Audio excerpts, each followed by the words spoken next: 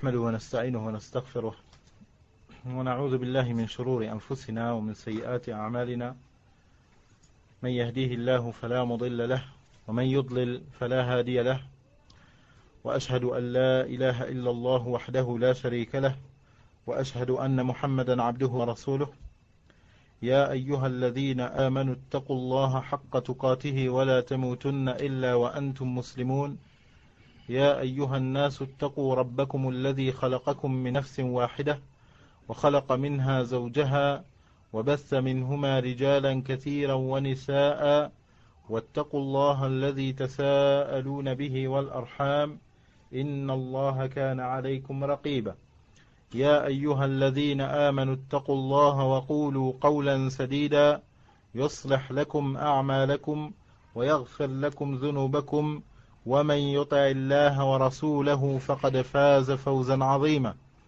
أما بعد فإن أصدق الحديث كلام الله جل وعلا وخير الهدى هدى محمد صلى الله عليه وعلى آله وسلم وشر الأمور محدثاتها وكل محدثة بدعة وكل بدعة ضلالة وكل ضلالة في النار أما بعد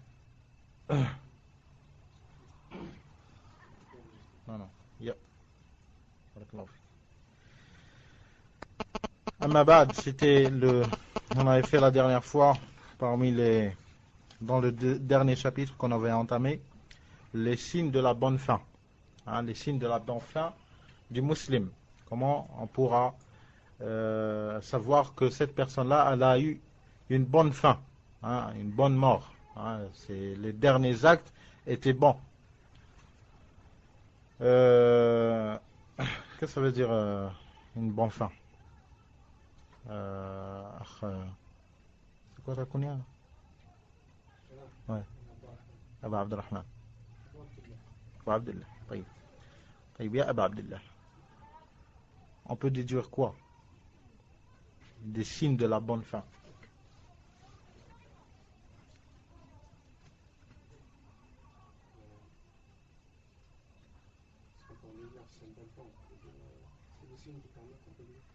La personne quand elle meurt avec cette bonne fin, on peut dire que c'est un bon signe pour lui. On peut pas dire c'est pas engendrer plus. C'est une bonne fin. C'est un signe qui montre qu'il est au paradis. Ça va, il est sur la voie. Il est sur la voie. On pourra dire qu'il est au paradis, Atman? Non. On peut pas. Non. Il est en enfer. Non, on peut pas dire. Ah. Non, on peut pas dire en fait.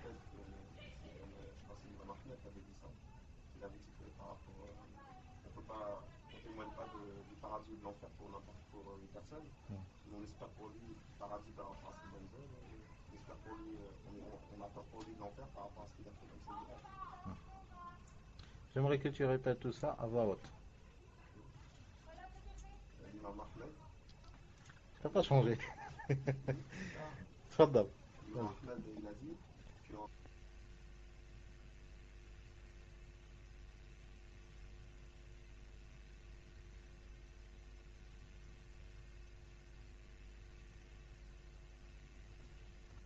on a peur pour lui qui rentre en enfer par rapport au péché qu'il a pu faire. رحم الله الإمام أحمد. نعم. رحم الله وإياك يا عثمان. جزاك.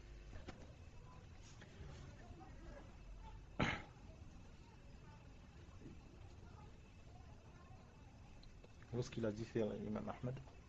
Où est-ce qu'il a dit ça? Ça, je fais dans أصول السنة. ما شاء الله. جزاك الله خير. بارك الله فيك. Ça c'est le bénéfice d'apprendre sa science des anciens. Masha'Allah, jazakallah khair. Le frère, il a rapporté la parole de l'imam Ahmad rahimahullah sur le sujet que l'imam rahimahullah, il a dit que la personne, si elle a une bonne fin, on espère pour lui, pour ses bonnes actions, on espère pour lui le paradis. Et s'il a fait de mauvaises actions, on a peur pour lui de l'enfer. Celui qui a fait de bonnes actions, on espère pour lui le paradis. Et celui qui a fait de mauvaises actions, on a peur pour lui de l'enfer. Pour ce qu'il a présenté comme mauvais acte. Alors il n'y a pas de certitude. Dans ce sujet, il n'y a pas de certitude. Étant donné que c'est un sujet où il n'y a pas de certitude, on ne peut définir ou déterminer une personne ou la fixer, et dire celui-là, il est parmi les gens, il est, alhamdulillah, il est en paix maintenant. Comme disent la majorité. Beaucoup de gens, ils disent, yarhamukallah. Beaucoup de gens disent, alhamdulillah, maintenant il repose en paix. Comme les kuffars, ils disent, et les musulmans, ils ont récolté ça d'eux. Des kuffars. Comme a dit Nabi sallallahu alayhi wa sallam, لَتَتَّبِعُنَّ سَنَنَ مَنْ كَانَ قَبْلَكُمْ شِبْرًا بِشِبْرٍ وَذِرَاعًا بِذِرَاعٍ حَتَّى لَوْ دَخَلُوا جُحْرَ ضَبٍّ لَدَخَلْتُمُهُ. Nabi sallallahu alayhi wa sallam, dans ce hadith, il a dit, vous allez imiter les peuples avant vous, en pan par en pan. Vous allez les suivre, en pan par en pan, coudé par coudé. Même s'ils rentrent dans une grotte d'un animal féroce, vous allez rentrer, vous allez dire, s'ils sont rentrés, c'est qu'il y a du bien, alors on va rentrer pareil qu'eux. Alors, les Sahaba, ils se sont demandés, ils ont dit, Al-Yahoud wa Nasara ya Rasulallah, est-ce les Juifs et les chrétiens? Le prophète sallallahu alayhi wa sallam, il a dit, qui seront-ils si ce n'est pas les Juifs et les chrétiens? Ça veut dire c'est les Juifs et les chrétiens. Ils vont faire, chaque acte ils vont le faire, cette communauté, elle va les suivre, pas par pas. Elle va les suivre pas par pas, tellement ils seront devenus à la fin des temps comme des exemples pour l'humanité. Des exemples pour l'humanité. Maintenant, tu ne peux convaincre, par exemple, ta sœur, ou bien ta femme, ou bien ta mère, de se vêtir pareil que l'islam le demande. Elle te dit, mais s'ils l'ont fait, c'est que c'est du bien, il n'y a aucune mauvaise pensée et tout. Et pour cela, on voit les femmes musulmanes les suivre. Et on voit les hommes aussi les suivre. Les hommes aussi les suivre. Il ne peut s'en passer des habits distinctifs. Des habits qui te laissent en doute de savoir est-ce que c'est un musulman ou bien c'est un chrétien, si ce n'est peut-être le teint. Si ce n'est peut-être le teint, la couleur. Si ce n'est peut-être l'accent qui le trahissent. Alhamdulillah. Perplexe dans certains cas, et surtout ici, fi bilad al-kufr, je reste perplexe vis-à-vis de certaines personnes à leur dire le bonjour ou bien assalamu alaykum. Étant donné qu'il n'est pas permis de commencer les kuffars par assalamu alaykum. La tabda'u al-yahuda wa al-nasara bis-salam. Ou comme qala sallallahu alayhi wa sallam, ne pas leur lancer le commencement, leur lancer la paix. C'est à eux de dire. S'ils disent, tu leur réponds. Wa alaykum ou bien wa alaykum as-salam. S'ils ont dit vraiment assalamu alaykum. Alors pourquoi cela? Parce que les musulmans, ils arrivent à ce point-là à suivre, comme a dit Nabi sallallahu alayhi wa sallam, signe de sa prophétie, comme quoi on suit les kuffars dans tout. Des fois, malheureusement, tu trouves même que le musulman, il est dans le din et tout, alhamdulillah, aqida ou kul shay, mais il reste toujours des détails, il reste toujours des sujets. Il reste toujours des sujets où, par exemple, le musulman, tu le trouves bien, alhamdulillah, masha'Allah, zahiruhu yashfi. Son apparence te suffit, alhamdulillah, de te reposer vis-à-vis de lui. Mais si tu discutes sur certains sujets de pensée, d'orientation civilisationnelle, tu trouves qu'il a une pensée, il suit les kuffars dans ces sujets-là. Il croit toujours que vous parlez d'astronomie, il dit il n'y a aucun doute que la Terre tourne autour du Soleil. Comment ça, il n'y a aucun doute, on dirait ijma'. Alors que tous les dalils contredisent cela, dans le Coran et dans le Sunna. Mais notre frère, étant donné qu'il ne s'est pas encore purifié dans tous les domaines, il ne s'est pas encore purifié dans tous les domaines, il n'a pas islamisé tous ces domaines, il reste toujours des domaines où il est toujours un esclave. Hein, il est toujours un esclave, Wallahu musta'an.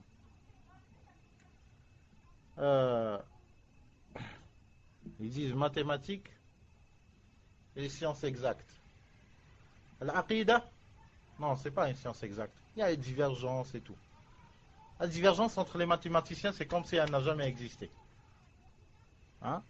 Et dans l'aqidah, oui, mais il ne faut pas que tu m'imposes ça. Durkheim, lorsqu'il dit une chose, khalas, qala Durkheim. Hein? Qala Nietzsche. Khalas. Ijma'. Consensus.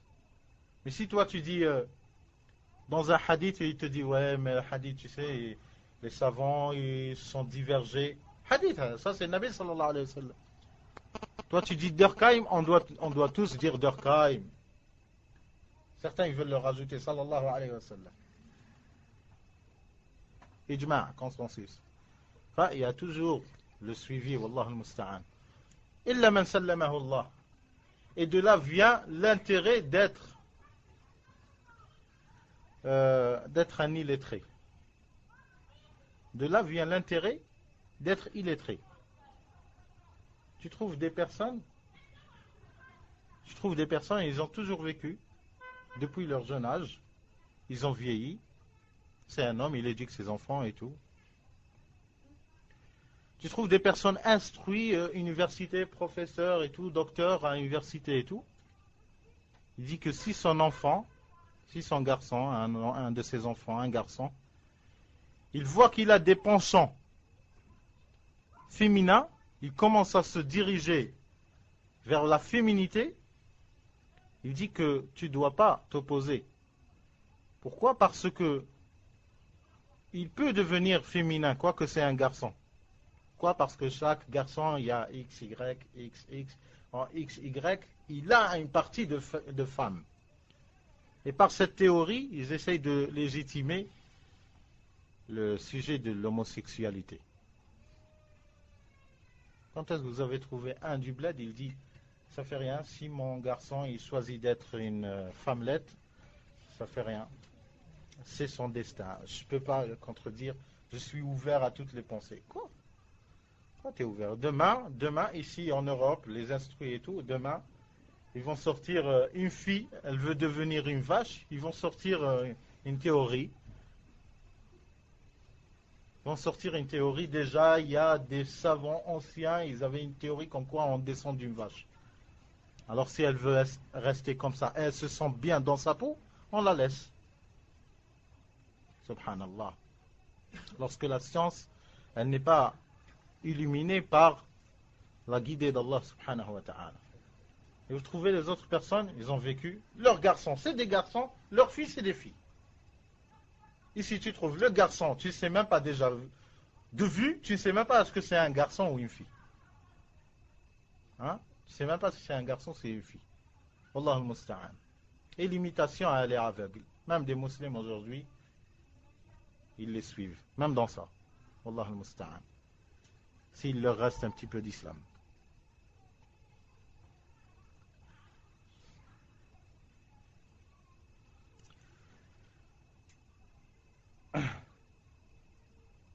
Alors, on revient au sujet. Le sujet des signes de la fin de la personne, du musulman. Ça laisse à sa parenté, ça leur laisse l'espérance.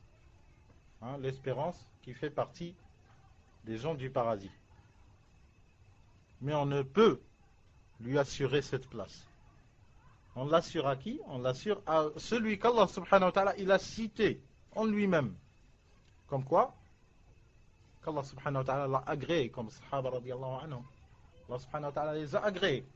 Personne ne dit, il les a agréés, oui, mais tel sahabi, on n'a pas l'assurance. Non. Muhajirin wal ansar. Al-Muhajirin wal ansar, Allah subhanahu wa ta'ala les a agréés. Comment toi tu dis? Non, c'est pas... Là, ceux-là, on doit leur attester. Comme quoi Allah subhanahu wa ta'ala les a agréés. Ils font partie des gens du paradis. Hein, ils font partie des gens du paradis. Radiallahu anhum. Abu Lahab, la'natullahi alayh, Abu Lahab, on peut lui attester l'enfer. Pourquoi? Parce que Allah subhanahu wa ta'ala le lui a attesté. قال الله تعالى تبت يدا أبي لهب وتب ما أغنى عنه ماله وما كسب سيصلى نارا ذات لهب سيصلى نارا ذات لهب كافر خالد مخلد في جهنم. Il va rentrer au paradis, et ça pendant sa vie. Allah subhanahu wa ta'ala lui a attesté l'enfer pendant sa vie. C'est un des signes de la vraie prophétie de Muhammad sallallahu alayhi wa sallam.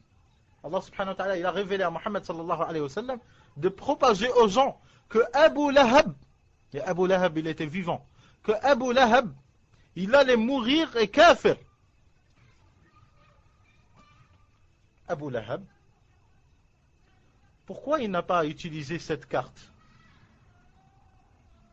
Comme quoi, Muhammad sallallahu alayhi wa sallam, il dit que son Seigneur, Allah azza wa jal, il dit que moi, Abu Lahab, je vais rentrer en enfer, alors je vous prouve clairement que ce n'est pas un vrai prophète. Alors voilà, je me convertis à l'islam. Il aurait pu faire cela. Mais si Allah subhanahu wa ta'ala, il dit une chose, elle se passe comme Allah subhanahu wa ta'ala l'a dit. Et il n'a pas pu se convertir. Et il n'a pas voulu de lui-même se convertir. Et il est mort comme Allah subhanahu wa ta'ala l'a dit, kafir, wa huwa khalidun mukhalladun fi jahannam, éternellement en enfer. Wal iyadu billah.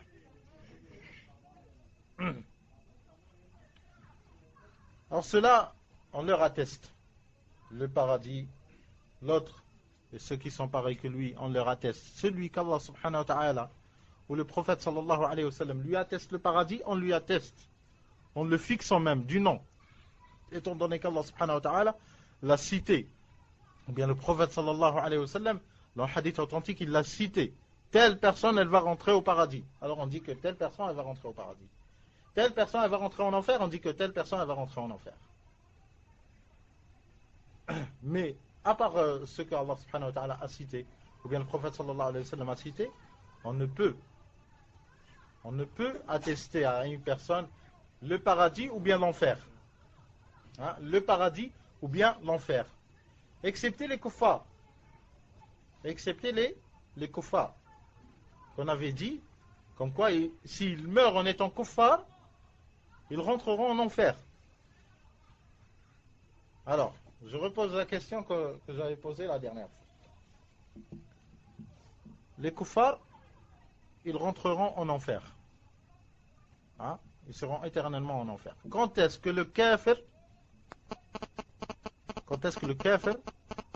le mécréant, quand est-ce qu'il rentrera au paradis? Il y a une condition. Quand?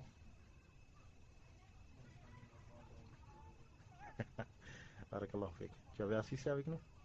Non, barakallahu fik. C'est cette condition-là. Lorsque le mécréant, il remplit cette condition, il entrera au paradis. C'est lorsque le chameau, il traversera le trou d'une aiguille. Comme il a dit Allah subhanahu wa ta'ala. Hatta, jusqu'à ce que, hatta yalija al-jamalu fi sammi al-khiyat. Allah subhanahu wa ta'ala avait donné cette condition. Si elle se réalise, alors le kafir, il pourra rentrer au paradis. Lorsque le chameau, il traversera le trou d'une aiguille. Cela veut dire que, il ne faut même pas y compter. Hein? Il ne faut même pas y compter. Wallahu musta'an. Na'udhu billah min al-kufr wa min ahlihi. Alors, on avait cité le 6e point la dernière fois. C'est le fait que la personne, elle meurt par la peste. Parce que la personne, elle meurt par la peste.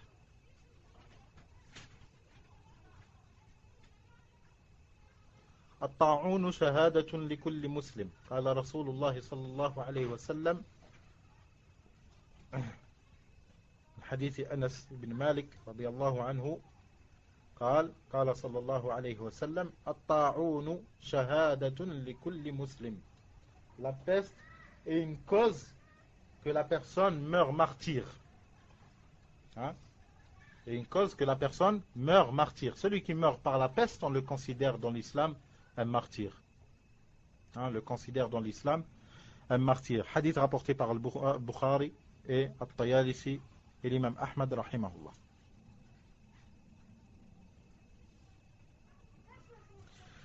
Le septième point, qui est le nouveau point. Le septième point, قال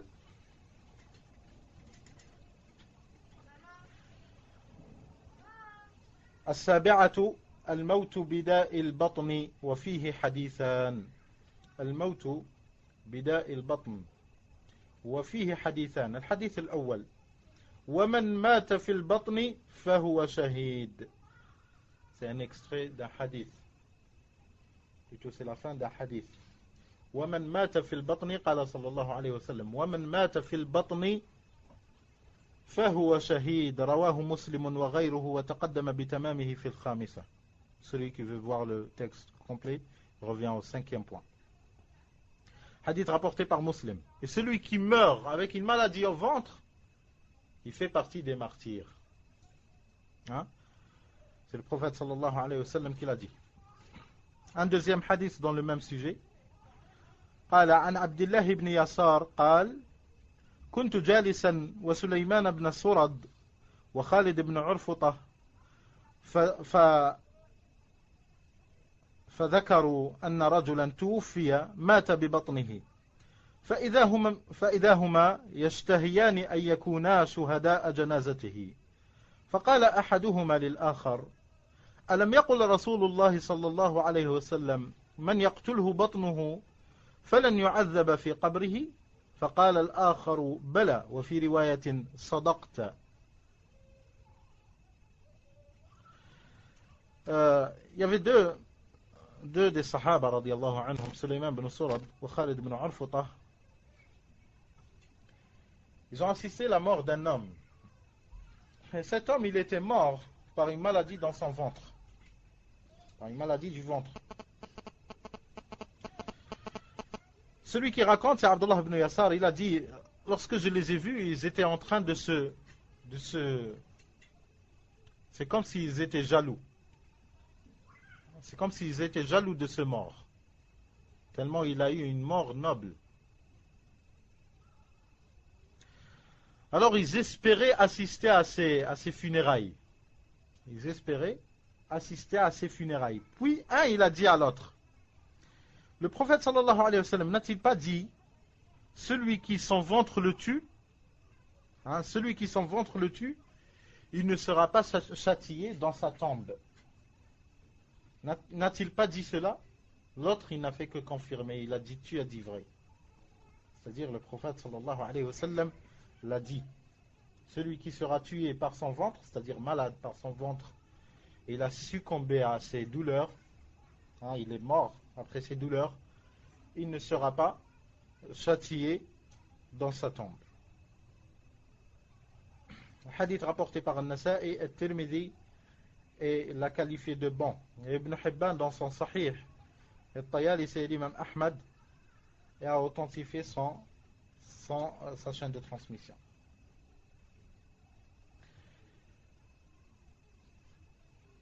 La huitième et neuvième qualité. الموت بالغرق والهدم لقوله صلى الله عليه وسلم الشهداء خمسة: المطعون والمبطون والغرق وصاحب الهدم والشهيد في سبيل الله. أخرجه البخاري ومسلم والترمذي وأحمد من حديث أبي هريرة. Le prophète sallallahu alayhi wa sallam, le huitième et neuvième point, c'est al-gharaq ou al-hadm. Celui qui meurt sous les décombres, hein, sous les décombres, une maison elle tombe, ou bien un mur il tombe sur lui et tout. Celui qui meurt sous les décombres, ou bien il meurt noyé. Le Nabi sallallahu alayhi wa sallam, dans le hadith qu'a rapporté le Bukhari, Muslim et Tirmidhi et Ahmad, selon Abi Hurayra radiyallahu anhu, le prophète sallallahu alayhi wa sallam, il a dit: les martyrs sont 5. Les martyrs, c'est 5. Il y a 5 catégories de martyrs. Al-mat'ounu, wal-mabtounu, wal-gharaqu, وصاحب الهدم والشهيد في سبيل الله. Celui qui meurt avec la peste, celui qui meurt par une maladie dans son ventre, et celui qui meurt noyé, et celui qui meurt sous les décombres, et celui qui meurt sur le champ de bataille, ou bien en étant un combattant sur le sentier d'Allah. Tout cela sont des martyrs. Et ici, le Cheikh Rahimahullah, il a utilisé ce hadith parce qu'il rajoute deux catégories. C'est ceux qui se noient, celui qui se noie, ou bien celui qui meurt sous les décombres avec le tremblement de terre et tout. La 10e catégorie, ou bien le 10e critère.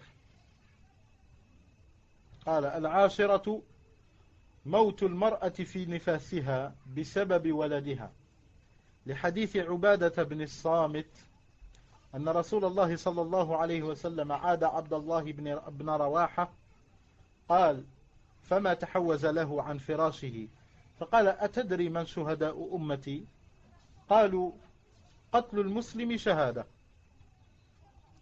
قال إن شهداء أمتي إذن لقليل قتل المسلم شهادة والطاعون شهادة والمرأة يقتلها ولدها جمعاء شهادة يجرها ولدها بصراره إلى الجنة.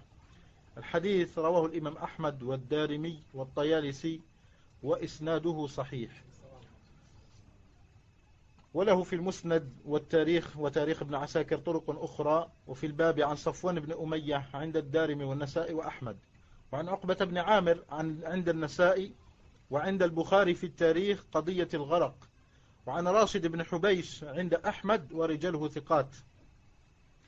وقال المنذري في الترغيب إسناده حسن وفيه الزيادة وهي في حديث عبادة عند الطيالسي وأحمد وعن عبد الله بن بصر عند الطبراني ورجاله ثقات عند الهيثمي وعن جابر بن عتيك ويأتي لفظه في الفقرة الآتية. هذا la 10e catégorie. السلام عليكم كيف حالك يا أخي؟ طيب الحمد لله حياك الله يا أخي. La 10e catégorie, c'est la femme qui meurt en pleine grossesse. La grossesse, ça s'annonce mal. قدرا مقدورا, ça s'annonce mal. Il y a des difficultés des fois. أمر كوني للمسلم وللكفار كلهم سواء. C'est universel. Il n'y a pas de différence. C'est des cas universels. Ça arrive aux mécréants et ça arrive aux musulmans. Alors, la 10e catégorie, c'est, ou bien 10e critère, c'est la femme qui meurt pendant sa grossesse. Ça s'est annoncé mal, elle a succombé aux douleurs, ou bien l'accouchement, il était difficile, la femme, elle est morte en plein accouchement. En se basant sur le hadith de Ubad ibn Samit, أن رسول الله صلى الله عليه وسلم عاد عبد الله بن رواحة قال فما تحوز له عن فراشه فقال أتدري ما شهداء أمتي قالوا قتل المسلم شهادة قال إن شهداء أمتي إذن لقليل قتل المسلم شهادة والطاعون شهادة والمرأة يقتلها ولدها جمعاء. Et dans ce hadith-là, le prophète sallallahu alayhi wa sallam, il a rajouté une catégorie qu'il n'avait pas citée dans les autres hadiths. Certains peut-être ils vont se demander, ils vont dire, dans le hadith, le prophète sallallahu alayhi wa sallam, il a dit Ash-shuhada'u khamsa. Ash-shuhada'u khamsa. Les martyrs sont 5. Il les a cités comme le hadith d'avant. Qu'est-ce qu'il a dit? Nabi sallallahu alayhi wa sallam, il a dit Ash-shuhada'u khamsa. Les martyrs sont 5. Al-mat'oun, celui qui meurt par la peste. Wal-mabtoun, celui qui meurt par une maladie au ventre. Wal-gharaq, celui qui meurt noyé. Wasahibul hadm, celui qui meurt sous les décombres. Washahidu, celui qui meurt. Washahidu fi sabilillah, celui qui meurt dans le sentier, ou bien sur le sentier d'Allah subhanahu wa ta'ala en voulant la guerre fi sabilillah, qu'il meurt sur le champ ou pas sur le champ étant donné qu'il est dans l'armée même. Alors il a cité les 5. Et Nabi sallallahu alayhi wa sallam, dans d'autres cas, il demande, savez-vous c'est qui les martyrs? Après, ils leur disent, comme celui-ci, c'est le deuxième hadith, où on voit la même question, la même réponse plutôt des Sahaba, où le prophète sallallahu alayhi wa sallam, il les interroge, il leur dit, c'est qui les martyrs? Ils lui disent, les martyrs, c'est celui qui meurt sur le sentier d'Allah, hein, fi sabilillah, celui qui meurt fi sabilillah, en plein combat, dans l'armée ou sur le champ. Ça se comprend des deux manières. Alors le prophète sallallahu alayhi wa sallam, il réplique sur eux en leur disant, hein, en leur réveillant, en leur expliquant plus, il leur dit, alors les martyrs de ma communauté sont trop peu. Hein, alors les martyrs de ma communauté sont trop peu. C'est-à-dire sont trop peu. Si ceux qui meurent seulement sur le champ de bataille, c'est ceux-là seulement les martyrs, alors c'est peu le nombre des martyrs de la communauté de notre prophète sallallahu alayhi wa sallam. Mais le prophète sallallahu alayhi wa sallam, il leur dit, non, les martyrs sont tels et tels et tels. Il leur cite les 5, comme ici il leur a dit, les martyrs sont 5. Et dans ce hadith-là, il a cité des personnes ou des cas qui ne sont pas cités parmi les 5. Ici, les savants, qu'est-ce qu'ils disent? Ils disent que le prophète sallallahu alayhi wa sallam, lorsqu'il cite les nombres, lorsqu'il cite le nombre ici, ça ne veut rien dire. Hein? Le nombre ici, ça ne veut rien dire. Ça aide la personne à ce qu'elle cerne ce qui a été dit par le prophète sallallahu alayhi wa sallam. On peut trouver des hadiths. Par exemple, le hadith, on trouve 2 ou 3 hadiths. Wallahu alam s'il y en a plus. Il y a des hadiths où le prophète sallallahu alayhi wa sallam, il dit ثلاثة لا ينظر الله إليهم يوم القيامة ولا يزكيهم ولهم عذاب أليم. 3 personnes. ثلاثة لا ينظر الله إليهم يوم القيامة. Allah ne les regardera pas. Hein? Allah ne les regardera pas.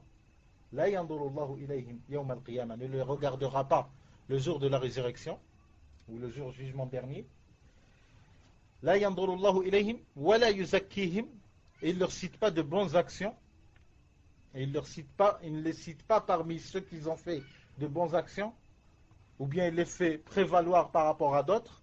ولا يزكيهم ولهم عذاب أليم. Et ils ont un châtiment énorme. Après, dans des hadiths, le prophète sallallahu alayhi wa sallam, il cite par exemple Al-Mannan wal-Musbil wal-Munfiq sil'atahu bil-halif al-kadib. Al-Mannan, celui qui sème la calomnie.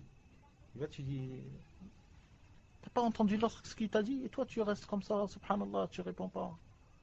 Fais une réplique sur lui, montre-lui que tu es, masha'Allah, toi dans le manhaj. Ah, tu fais une réplique, après il va à l'autre. Il t'ahrak devant tout le monde. Hein? Après l'autre, il fait réplique sur l'autre, et le fitna. T'as pas entendu qu'est-ce qu'il a dit sur toi? Il lui cite comme shayatin, comme a dit Nabi sallallahu alayhi wa sallam.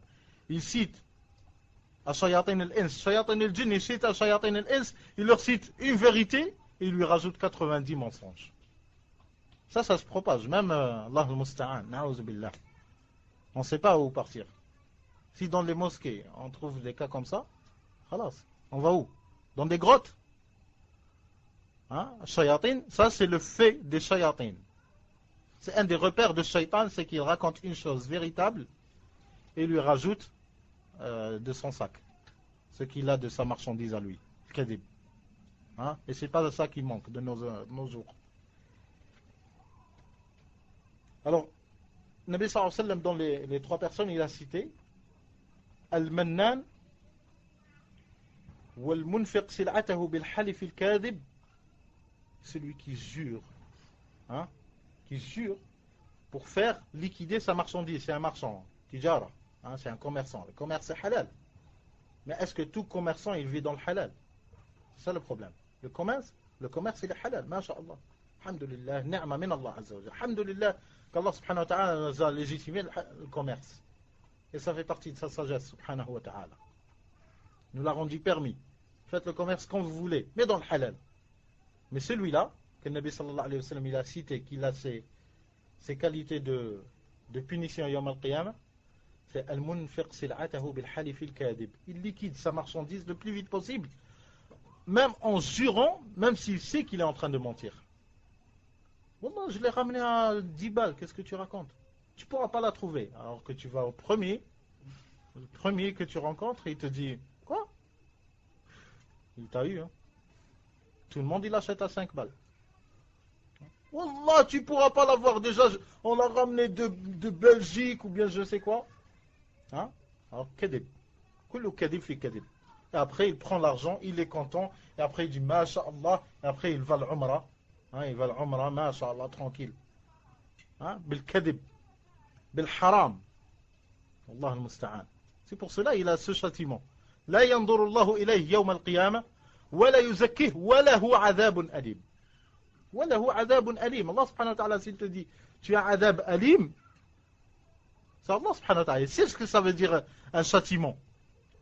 S'il te fait pas l'adab, il te fait pas l'adab, il te fait seulement vivre sur terre, des fois tu as l'angoisse, si tu n'es pas musulman, tu suicides.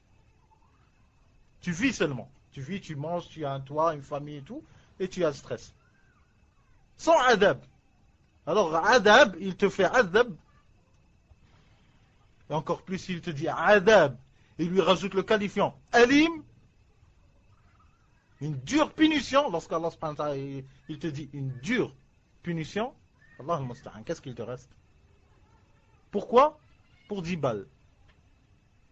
Pour 10 balles que tu as liquidé ta marchandise. Alhamdulillah, la marchandise a été dure en plus, il n'y a pas de clientèle et tout.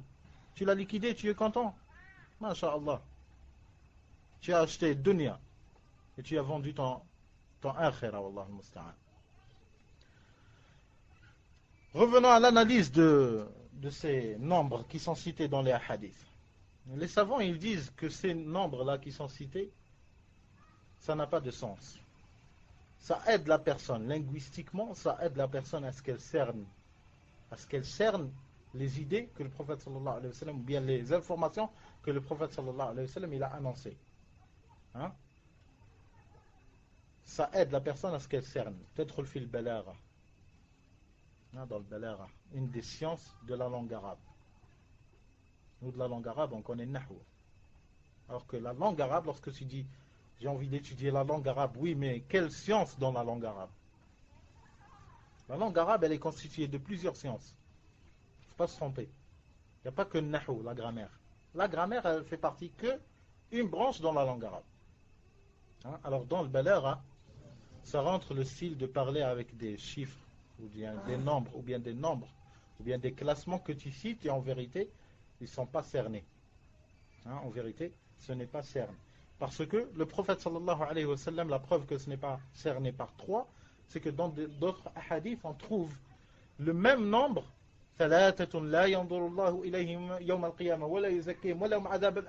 et tu trouves un quatrième que dans l'autre hadith, tu n'as pas trouvé.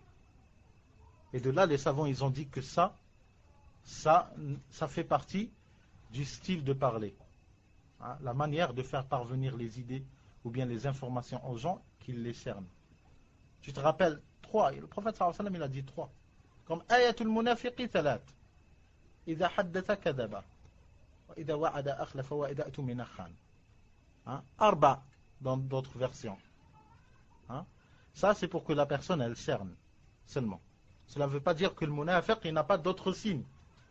Parmi les signes, qui sont les signes des munafiq, et qui ne sont pas parmi les 3, ni parmi les 4, c'est que le Nabi sallallahu alayhi wa sallam, dans un hadith, il a cité le munafiq parmi les repères.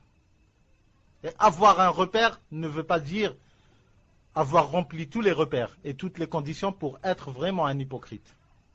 Parmi les repères et parmi les signes des hypocrites, c'est que l'hypocrite, il délaisse salat al-asr. Salat al-asr, la prochaine, il la délaisse. Il ne fait pas le jama'a, il reste chez lui, il dort, ou bien il s'occupe à la télé, ou bien d'autres occupations. S'il dort, il n'est pas calculé. Mais il s'occupe à faire sa salat avec des choses qui ne sont pas de priorité et qui ne valent pas la salat. La salat, elle est priorité. Lui, il la délaisse pour des futilités et il attend jusqu'à ce qu'il reste un bon moment seulement, un tout petit moment pour salat al-maghrib. Le soleil prend la couleur jaune et tout, il se prépare à se coucher. À ce moment-là, il se lève et il dit tant que ce n'est pas le maghrib, c'est toujours l'heure de salat. La plage horaire. Toute la plage horaire, tu as le droit de faire la salat. Oui. Donc, darura, cas de nécessité. Mais le munafiq, il utilise ce moment-là, le dernier moment, dans la plage horaire de Salat al-Asr. Et à ce moment-là, il fait ses ablutions et il fait Salat. Et il pique pareil que le coq. Il fait les sujud pareil que le coq. T'as vu le coq comment il pique pour le blé et tout? C'est pareil le munafiq. À peine il touche. On dirait c'est l'aimant, plus. À peine il touche, il se relève. Il ne peut pas rester un petit peu plus. Tu te demandes comment il a dit Subhana Rabbi al-A'la 3 fois. À moins qu'il a dit Subhana Rabbi al-A'la au carré, il se lève. Et fiqh. C'est quel fiqh ça? Hein? Ça c'est fiqh Jabir ibn Hayyan, l'algèbre. Hein? Allah al-Musta'an. Ça fait partie des signes de munafiq. Hein? Des signes des munafiq. Wallah al-Musta'an. Mais il n'est pas cité parmi les 3. Ayatul munafiqi thalat. Ça c'est pour que la personne elle les cerne. Alors qu'on comprenne bien ça, c'est un qaïda qui revient plusieurs fois. Et il y a des moments où on rencontre des textes où le nombre, il a un sens. Où le nombre, il a un sens. Il faut faire attention. Cette règle n'est pas à généraliser. Cette règle n'est pas à généraliser. Et comme c'est qui nous donne un délil où il y a le nombre et ça n'entre pas. Cette règle-là ne rentre pas. Et le nombre, il est visé. Il est voulu. Bismillah. Je crois que je vais me reposer.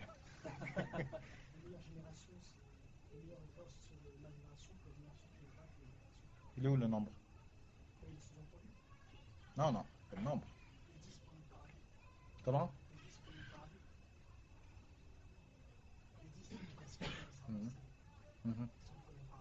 Oui. Ça, justement, la règle rentre dedans. Ils sont favorisés par ce hadith. Ah, تفضل يا أخي.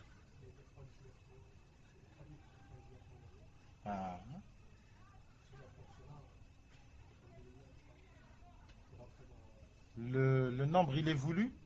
Il a un sens. Il est cité. Le nombre, il est cité. 99 non. Le nombre, il est cité. Mais est-ce que ça veut dire que 99 non? Ça veut dire, ce hadith-là, il rentre dans cette règle-là. Ah, تفضل يا أخي.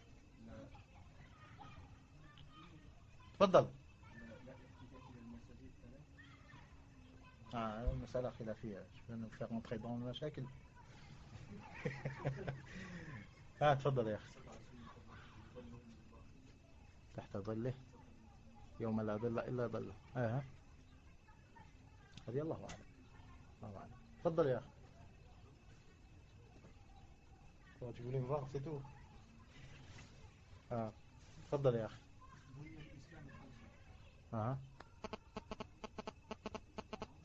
لا بني إسلام هي من أعمدة الدين.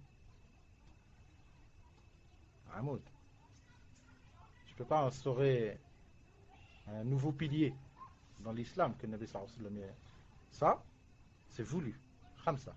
Sahih, je croyais qu'on traitait la règle. Sahih. Dans ce hadith-là, il fait partie. Tfaddal ya akhi. Barakallahu fik ya akhi.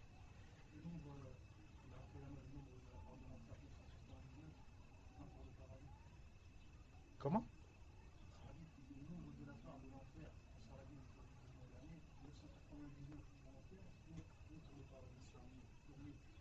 Vous êtes en train de ramener des délits où il y a des nombres ou bien... Les délits là où il y a des nombres, on ramène. Même des hadiths mawdou'a et tout, on ramène. Allah yadikum. Je vais vous donner un exemple. Les mubtadi'a, ils utilisent ça.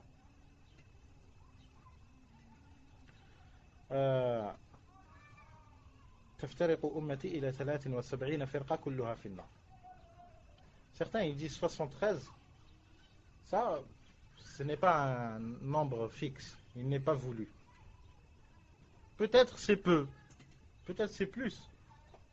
Ils disent au moins peut-être c'est peu. Alors il faut pas dramatiser. Alors eux ils le font rentrer dans cette règle-là. Alors qu'il n'a aucune relation avec cette règle. Il rentre dans les hadiths ou bien dans les textes où le nombre il est voulu. 73, pas 72 et pas 74. 73. Et quoi le délil pour cela? C'est ce qu'a dit Nabi sallallahu alayhi wa sallam dans une des versions du hadith. افترقت اليهود على 71 فرقة وافترقت النصارى على 72 فرقة وتفترق أمتي إلى 73 فرقة كلها في النار إلا واحدة. Le nombre il est voulu. Pourquoi? Parce qu'il a été comment on dit? Parce qu'il a été mis en valeur avec les autres, avec 72 et le 72 avec le 71 et le 73 avec le 71. Cela veut dire que le nombre il a une valeur. Les juifs se diviseront en 71 sectes, tous en enfer excepté une. Les chrétiens se diviseront en 72 sectes, tous en enfer excepté une. Les musulmans se diviseront en 73. Ma communauté se divisera en 73 sectes, tous en enfer excepté une. 73 groupes, tous en enfer excepté un. Hein? Alors le chiffre, il est voulu. Le chiffre, il est voulu. Après, les savants, ils viennent et ils confirment par leurs ouvrages, ils viennent et ils confirment que le chiffre, il est voulu. Et chacun, il a fait l'ijtihad, la jurisprudence. Ils ont travaillé, chacun, pour expliquer comment on propage les 73. Certains, ils ont dit, comme Ibn al-Jawzi, rahimahullah, dans Talbis Iblis, si je me rappelle bien, il a fait dans l'introduction, il a cité les 6. Il a dit, il y a 6 groupes fondateurs. Après, de chaque groupe, il a essayé de déduire, comme quoi celui-là, il a 12 filières. Il a 10 filières, jusqu'à ce qu'il essaye d'assembler les 73. Et l'ulama, il y a une divergence entre eux, comment définir les 73. Et ceci ne veut pas dire que les 73 elles sont toutes déterminées et toutes présentes de nos jours. Hein? Wallahu al-musta'an. Akhtaruha wa a'zamuha mawjuda. Les pires, les pires et les plus qui ont fait le plus de mauvais effets existent déjà. Qui donne la preuve que le pire de ces groupes-là, il existe déjà. هات الدليل. هات الدليل. شو الدليل؟ شو الدليل؟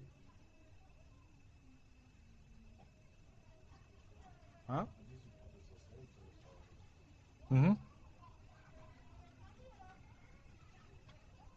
يلا تفضل.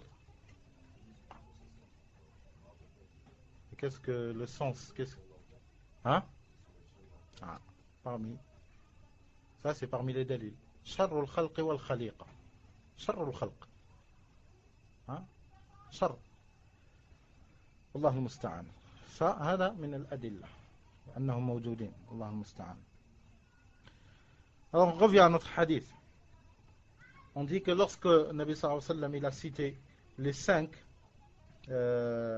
genres de martyrs, ceci ne veut pas dire que il n'y a pas un 6e, il n'y a pas un 7e et autres. Dans notre hadith de Ubad ibn Samit, où le prophète sallallahu alayhi wa sallam, il a dit, savez-vous c'est qui les martyrs de ma communauté? Ils ont dit, le martyr c'est celui qui combat dans le sentier d'Allah. Il leur a dit, le prophète sallallahu alayhi wa sallam, alors les martyrs de ma communauté sont trop peu.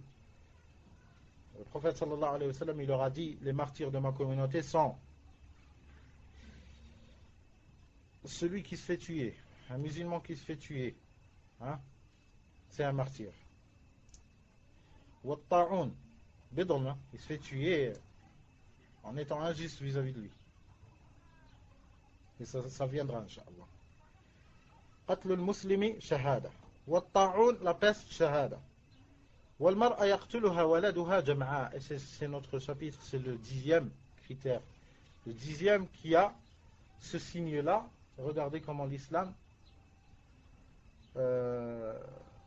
il donne la valeur à la femme. C'est qu'il a privilégié sur les hommes d'un signe. Hein, tous les autres, ils peuvent être remplis par les hommes et par les femmes. Par les hommes et par les femmes. Il y a des femmes, elles ont été tuées, martyrs, dans le champ de bataille. Hein? Il y a des conditions, bien sûr. Il y a des femmes qui meurent noyées. La mère, elle ne va pas dire non, j'accepte pas les femmes, elle va repousser. Hein? Les femmes et les hommes. Qu'est-ce qu'on a dit? La peste. Les femmes et les hommes. Mais dans notre sujet-là, la femme, elle meurt dans l'accouchement. Elle est considérée martyre. Bi'idhnillah ta'ala. Hein? Le Nabi sallallahu alayhi wa sallam, il a dit وَالْمَرْأَةُ يَقْتُلُهَا وَلَدُهَا جَمْعَاء وَالْمَرْأَةُ يَقْتُلُهَا وَلَدُهَا جَمْعَاء.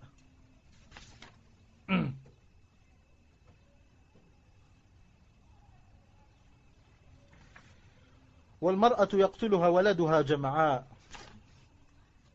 شهادة. Ça aussi, elle fait partie des martyrs. يجرها, dans une version, il a dit يجرها ولدها بسرره إلى الجنة. يجرها ولدها بسرره إلى الجنة. السرر, السرة. Surra, c'est le cordon. Hein? Comment ils appellent ça, le cordon? Comment? Inch'Allah. Tout à l'heure, on avait demandé un hadith. Inch'Allah. On dirait qu'on est dans le corps hospitalier. Inch'Allah. Un cordon ombilical. Hein? Son enfant, le prophète sallallahu alayhi wa sallam, il décrit comment elle est martyr. C'est lorsque l'enfant il sort, pour ceux qui ont déjà assisté à ça, lorsque le bébé est né, hein, il y a toujours le cordon qui reste. Alors le prophète sallallahu alayhi wa sallam, il dit, son enfant, il prend le cordon et il tire sa mère jusqu'à ce qu'il la fasse rentrer au paradis avec lui.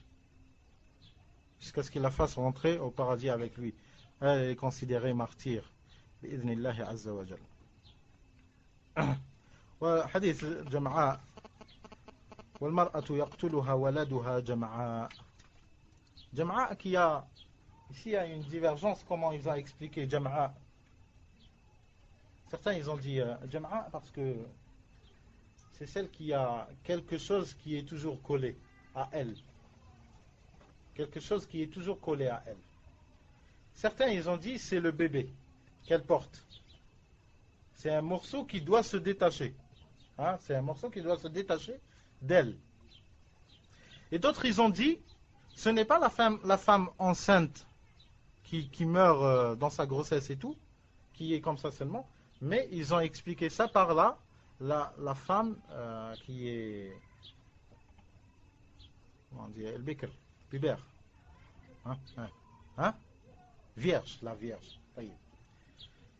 Ils ont expliqué, certains, ils ont expliqué par une femme vierge. La femme vierge, si elle meurt en étant vierge, elle sera considérée martyr. Pourquoi cela? Parce qu'elle a toujours un morceau qui devait partir, mais n'est pas encore parti, hein, qui est la virginité.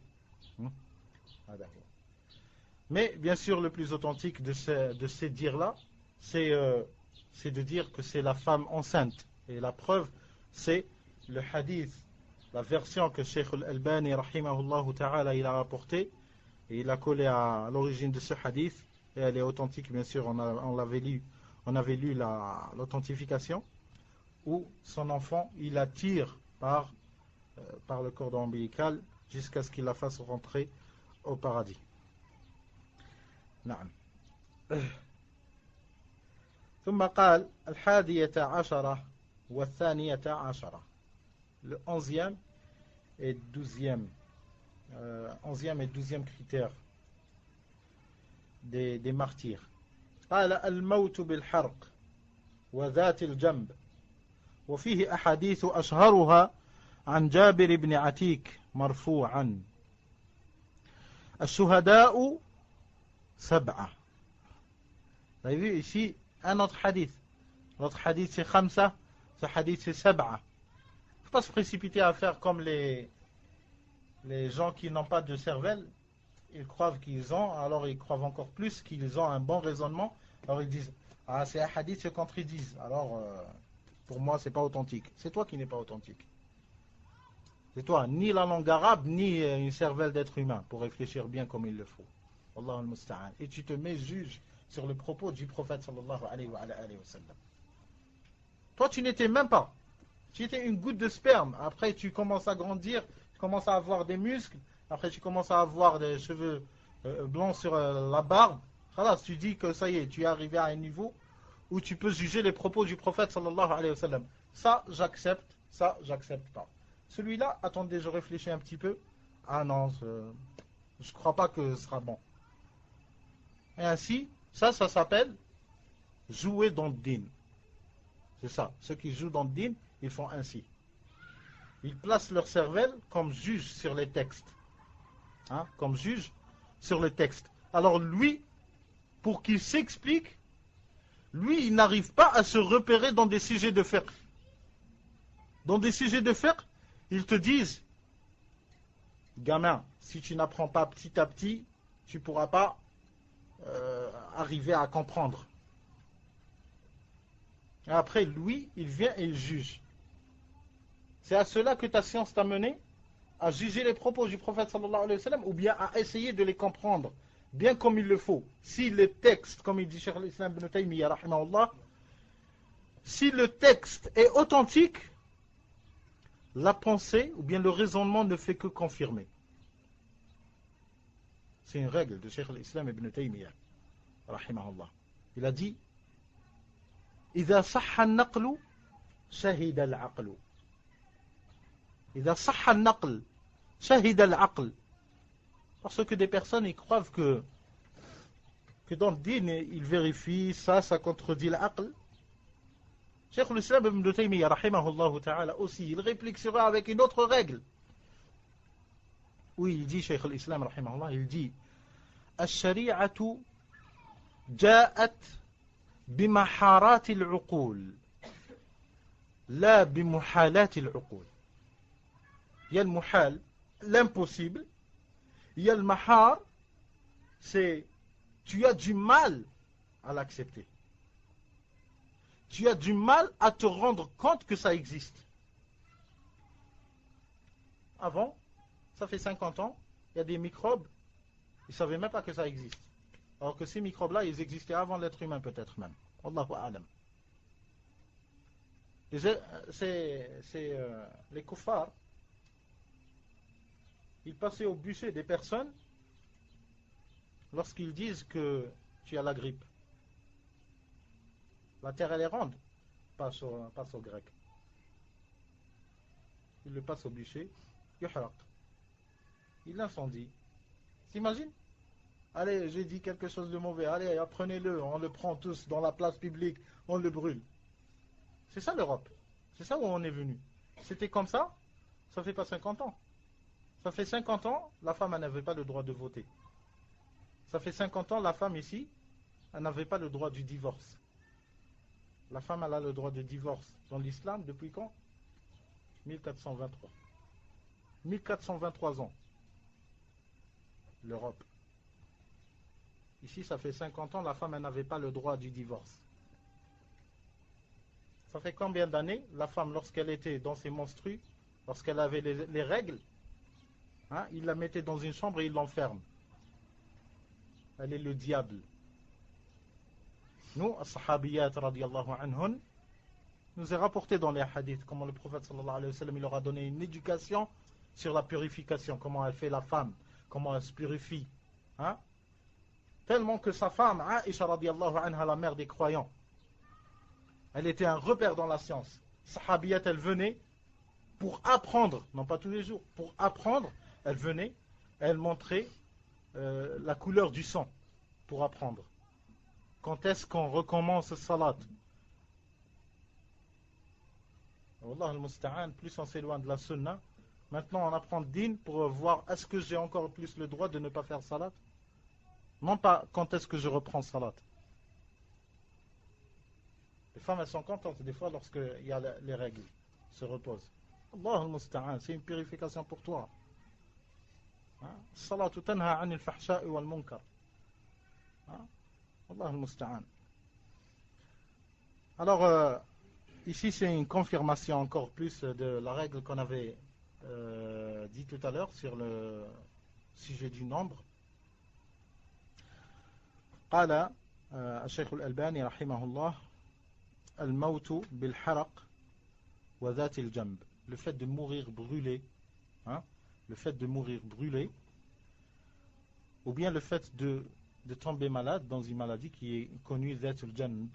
Dhatul Janb, c'est une maladie, Allahu Alam, comment elle s'appelle dans le terme scientifique de nos jours. Mais c'est une maladie qui atteint entre les côtes. Sur les côtes, il y a une couche. S'il y a une inflammation au-dessous de cette couche, entre la couche et les côtes, il y a une inflammation. Des fois, ça devient pénible jusqu'à ce que la personne elle succombe à la douleur. Ça vient sur les côtes. C'est pour cela qu'elle est appelée Dhatul Janb. Al-Janb, hada huwa al-Janb. C'est les côtes. Alors, le fait de mourir par cette maladie-là, ou bien le fait de mourir brûlé. قال الشهداء سبعة سوى القتل في سبيل الله المطعون شهيد والغرق شهيد وصاحب ذات الجنب شهيد والمبطون شهيد والحرق شهيد والذي يموت تحت الهدم شهيد والمرأة تموت بجمع شهيدة والمرأة تموت بجمع شهيدة. الحديث rapporté par l'imam Malik et Abu Daoud, Al-Nasa'i, Ibn Majah, Ibn Hibban dans son authentique, et le Hakim et Ahmad. Et le Hakim il a dit une chaîne de transmission authentique. ووافقه الذهبي قال ولست أشك قال الشيخ الألباني رحمه الله تعالى ولست أشك في صحة متنه لأن له شواهد كثيرة تقدم أكثرها.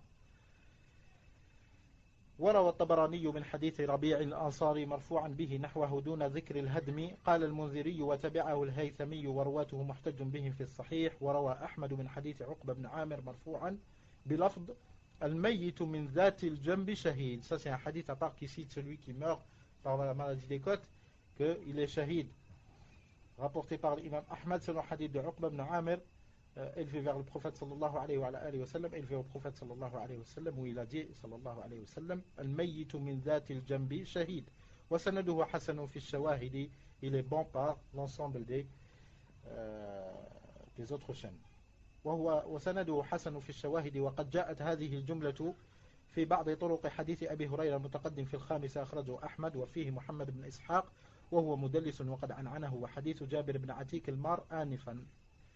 En tous les cas, dans ce hadith-là, ici il y a pour ceux qui connaissent le hadith, parce que Cheikh Al-Albani rahimahullah, c'est une vérité qu'il y a à dire, c'est une vérité scientifique. Parce que Cheikh Al-Albani rahimahullah, il a dit رواه الحاكم وقال الحاكم صحيح الإسناد ووافقه الذهبي. Cette formule elle est trop utilisée après avoir rapporté ce qu'a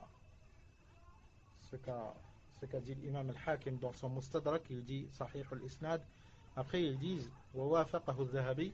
Ça c'est une parole qui nécessite des preuves, parce que il faut présenter des preuves comme quoi al-Hafid al-Dhahabi rahimahullahu wafaqahu. Est-ce que vraiment wafaqahu ou bien il l'a pas commenté? On dira mieux, scientifiquement parlant, il faudra dire ولم يعقب عليه الذهبي ولا نقول ووافقه الذهبي, parce que al-Dhahabi il sait pas dans son Mukhtasar sur Mustadrak al-Hakim, il ne s'est pas donné une condition à se mettre d'accord avec l'imam al-Hakim et il laisse passer. Non, car on a trouvé des hadiths que l'imam al-Dhahabi rahimahullah dans d'autres ouvrages il qualifie de hadith da'ifa, mais dans son résumé du Mustadrak al-Hakim il ne parle pas. Alors certains, lorsqu'ils voient le résumé de Mustadrak al-Hakim, ils voient que l'imam al-Dhahabi n'a rien dit comme cela, comme ici.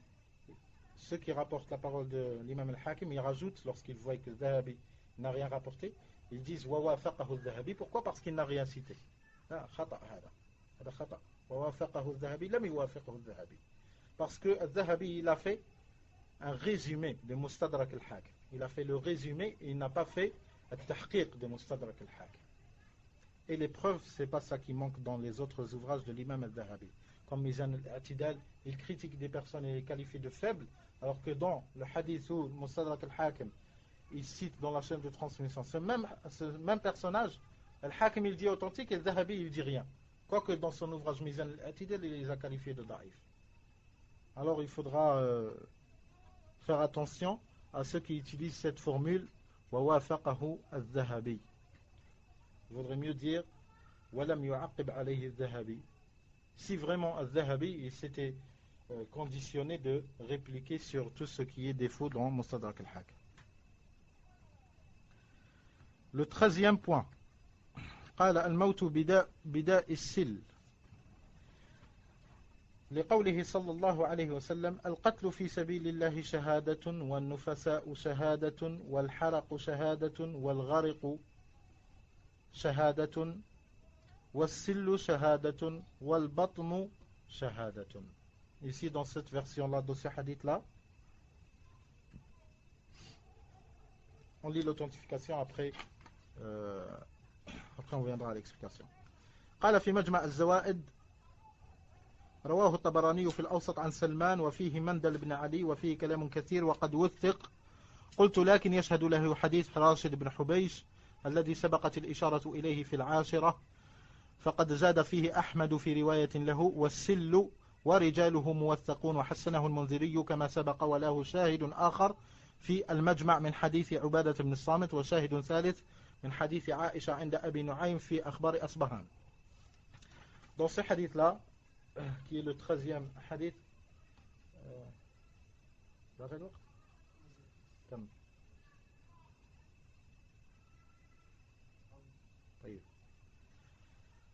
ce 13e cas, le prophète sallallahu alayhi wa sallam, dans ce hadith, il a rajouté As-sil. As-sil, c'est la tuberculose. Hein? Elle est plus connue par une mauvaise prononciation. As-sul. C'est sil. Sillu, c'est la tuberculose. Celui qui meurt par la tuberculose, celui qui meurt par la tuberculose, il sera considéré shahid. Qu'Allah subhanahu wa ta'ala nous en préserve de la tuberculose et non pas de mourir martyr. Hein? والسل شهادة والبطن شهادة. هذا هو التبركلوز والله المستعان. الرابعة عشرة 14e point. الموت في سبيل الدفاع عن المال المراد غصبه وفيه أحاديث. Mourir dans le cas de défendre ses biens. Hein? Lorsqu'on veut te prendre tes biens, on veut te voler, tu défends tes biens, et si tu meurs shahid, tu es considéré martyr. Hein? Il y a des hadiths, comme a dit Cheikh Al-Albani rahimahullah. Le premier hadith rapporté par Al-Bukhari, Muslim, Abu Daoud, Al-Nasa'i, Al-Tirmidhi, Ibn Majah, Al-Tirmidhi l'a authentifié, et Ahmad. قال كلهم بالرواية الثانية إلا البخاري ومسلم فبالأولى وهي رواية للنسائي والترمذي وأحمد كلهم عن عبد الله بن عمرو إلا ابن ماجه فعن عبد الله بن عمر وفي الباب عن سعيد بن زيد ويأتي في الخامسة. Qu'est-ce que ça veut dire lorsque les imams ils disent وفي الباب? On avait déjà fait ça. وفي الباب. يلا يا عثمان fais sortir. صحيح ها le chapitre الباب نعم. وفي الباب, ça c'est trop utilisé par l'imam al-Tirmidhi tellement que certains contemporains il a pris tout là où l'imam al-Tirmidhi rahimahullah il a dit وفي الباب Wafil Bab, il les a rassemblés, il les a fait dans des mujalladat. Et si je vous réponds, vous saurez le contenu de ce livre. Imam al-Tirmidhi rahimahullah, il rapporte un hadith selon un sahabi عن أبي هريرة رضي الله عنه قال النبي صلى الله عليه وسلم كذا وكذا وكذا وكذا. Après il dit وفي الباب عن فلان عن فلان عن فلان عن فلان من الصحابة. Et il cite que des sahabis. Allez, je vous ai rien laissé. Ça veut dire le même hadith il est rapporté par d'autres sahaba. Et dans le chapitre même, c'est-à-dire le hadith même, vous trouverez le même hadith chez tel sahabi, et chez tel sahabi, et chez tel sahabi, qu'il cite lui-même. Hein?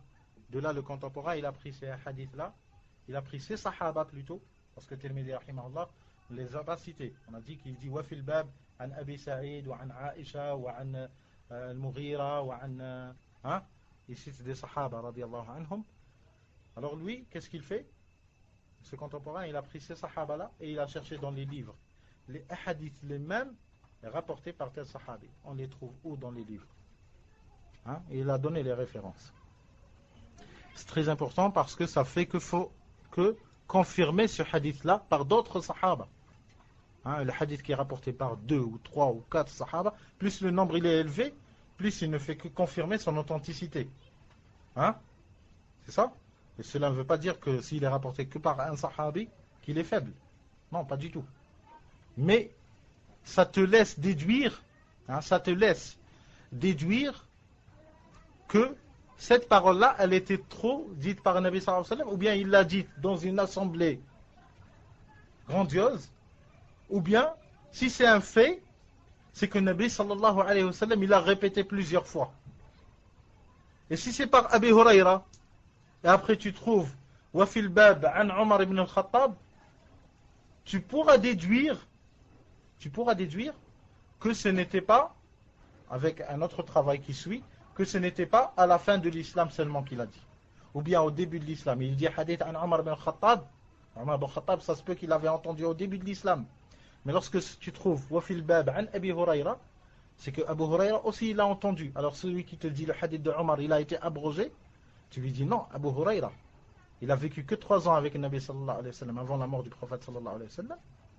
Et ça fait confirmer comme quoi ce hadith il a été dit peut-être au début de l'islam et à la fin de l'islam. Alors tu lui coupes toute la porte de dire que ce hadith là il a été abrogé. Hein? Ou bien ça te laisse comprendre. قال الموت في سبيل الدفاع عن المال المراد غصبه وفيه أحاديث. الحديث الأول من قتل دون ماله، وفي رواية من أريد ماله بغير حق فقاتل فقتل فهو شهيد. Celui qu'on veut prendre son argent injustement et il défend ses biens et il est combattu et il combat pour ses biens et il meurt, il mourra martyr. Il mourra martyr. Le hadith rapporté par al-Bukhari, Muslim, Abu Dawud, al-Nasa'i, al-Tirmidhi, وصححه وابن ماجه وأحمد كلهم برواية الثانية إلا البخاري ومسلم فبالأولى من قتل دون ماله فهو شهيد. هذه هي la version de البخاري مسلم. فبالأولى وهي رواية للنسائي والترمذي وأحمد كلهم عن عبد الله بن عمرو. عبد الله بن عمرو. عمرو il y a le waouh à la fin. Amr, on dit Amr. Pas Umaru. Hein, pas Umaru. Ça se prononce pas Umaru. Lorsqu'il y a Umar avec le waouh, automatiquement, le in, tu lui fais une fatha. Alors ça se dit Amru. Amru, pas Umaru. Là, Amru. Et lorsqu'il n'y a pas le waouh, tu lui fais dhamma. Umar. كلهم عن عبد الله بن عمرو إلا ابن ماجه فعن عبد الله بن عمر. فعن عبد الله بن عمر. وفي الباب عن سعيد بن زيد ويأتي في 15. قال عن أبي هريرة، deuxième حديث عن أبي هريرة رضي الله عنه قال جاء رجل إلى رسول الله صلى الله عليه وسلم فقال يا رسول الله أرأيت إن جاء رجل يريد أخذ مالي قال فلا تعطه مالك قال أرأيت إن قاتلني قال قاتله. قال أرأيت إن قتلني؟ قال فأنت شهيد. قال أرأيت إن قتلته؟ قال هو في النار. حديث rapporté par Muslim النسائي أحمد من طريق أخرى عنه. حديث rapporté par Muslim النسائي أحمد من طريق أخرى عنه. حديث rapporté par selon Abi Hurayra رضي الله عنه. Un homme il est venu voir le prophète sallallahu alayhi wa sallam. Il a dit oh messager d'Allah, as-tu vu si un homme vient pour me prendre mes biens, pour me prendre mon argent, c'est-à-dire injustement, le Nabi sallallahu alayhi wa sallam il lui a dit tu lui donnes pas, ne lui donne pas ton argent, hein, ne lui donne pas ton argent. قال أرأيت إن قاتلني, n'as-tu pas vu ya Rasulallah, s'il me combattait pour cela, pour prendre mon argent, s'il me combattait, le prophète sallallahu alayhi wa sallam il a dit combat-le, combat-le pour cela.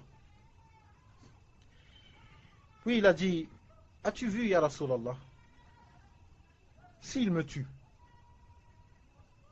s'il me tue, il veut prendre mon argent, je le combats, après il me tue. Qala, le prophète sallallahu alayhi wa sallam il a dit tu es martyr. Il a dit ya Rasulallah, si je le combats et je le tue, c'est moi qui le tue. Il a dit il est en enfer, hein, il est en enfer. Hadith rapporté par Muslim, An-Nasa'i et Ahmed. Le troisième hadith. Ah, طيب. Il m'a dit 3. Tu m'as pris un. عن مخارق رضي الله عنه قال جاء رجل إلى النبي صلى الله عليه وعلى آله وسلم فقال الرجل يأتيني فيريد مالي. قال ذكره بالله. قال فإن لم يذكر؟ قال فاستعن عليه من حولك من المسلمين. قال فإن لم يكن حولي أحد من المسلمين؟ قال فاستعن عليه السلطان. قال فإن السلطان عني وعجل علي. قال قاتل دون مالك حتى تكون من شهداء الآخرة أو تمنع مالك. Hadith rapporté par Nasa'i et Ahmad, et le rajout est de lui, et sa chaîne de transmission elle est bonne selon la condition, sur la condition de l'imam Muslim rahimahullah ta'ala, wa sanaduhu sahihun ala shart Muslim. Selon Mukhariq radiyallahu anhu, il a dit, un homme est venu voir le prophète sallallahu alayhi wa sallam, il a dit ya Rasulallah, un homme vient, il veut prendre mon argent. Le Nabi sallallahu alayhi wa sallam il lui a dit tu lui fais un rappel, fais-lui rappeler Allah, hein? Fais-lui un rappel. Et ça explique l'autre hadith, ça donne des détails qui ne sont pas dans l'autre hadith, hein? Un il vient et dit ah je veux surpasser cette partie-là, je ne veux pas le faire rappeler et tout, je veux directement le défoncer. Non, là, le hadith c'est l'autre hadith. Les hadiths ça s'explique, vous voyez, les hadiths ça s'explique entre elles. قال ذكره بالله, fais-lui un rappel. قال فإن لم يذكر, il a dit oh messager d'Allah, s'il ne veut pas se rappeler, il ne veut pas de ce rappel, قال فاستعن عليه من حولك من المسلمين, il a dit tu prends tous ceux qui sont autour de toi des musulmans et vous essayez de le faire repousser, hein? Tu demandes de l'aide aux musulmans de t'aider. فاستعن عليه من حولك من المسلمين. قال فإن لم يكن حولي أحد من المسلمين, si personne n'est autour de moi, personne, c'est que moi et le malfaiteur. قال فاستعن عليه السلطان, il a dit demande de l'aide au gouverneur, hein? Demande de l'aide au gouverneur. J'aimerais bien voir ceux qui disent ah, le gouverneur c'est des kuffars, c'est des kuffars, c'est des kuffars. Le jour où il a besoin du gouverneur, qu'est-ce qu'il va dire? Allah musta'an. Mais généralement c'est eux qui volent. قال فاستعن عليه السلطان. قال فإن السلطان عني وعجل علي. Si le gouverneur il me donne pas de l'importance à mon sujet et tout, il lui a dit à ce moment-là tu fais le khuruj alayh, c'est pas tu dois destituer ce gouverneur. C'est comme ça il lui a dit Nabi sallallahu alayhi wa sallam. Non, Nabi sallallahu alayhi wa sallam, lorsque le sahabi il a dit, Ya Rasulallah, si le gouverneur il ne fait pas son devoir, il ne s'occupe pas de mon affaire, que dois-je faire? قال قاتل دون مالك قال قاتل دون مالك حتى تكون من شهداء الآخرة. Il a dit tu combats jusqu'à ce que tu préserves tes biens et ton argent, jusqu'à ce que tu sois un des martyrs de Yom al-Qiyamah, du jour dernier, jusqu'à ce que tu viendras parmi les martyrs. Ou bien tu préserveras ton bien, c'est-à-dire s'il te tue, tu seras martyr, et si tu le tueras, tu auras préservé ton bien. Tu auras préservé ton bien et ton argent. Hadith rapporté par Nasa'i et Ahmad, et puis il vient le 15e critère et le 16e dans un seul point. On y viendra inshallah bi'idhnillah la prochaine fois.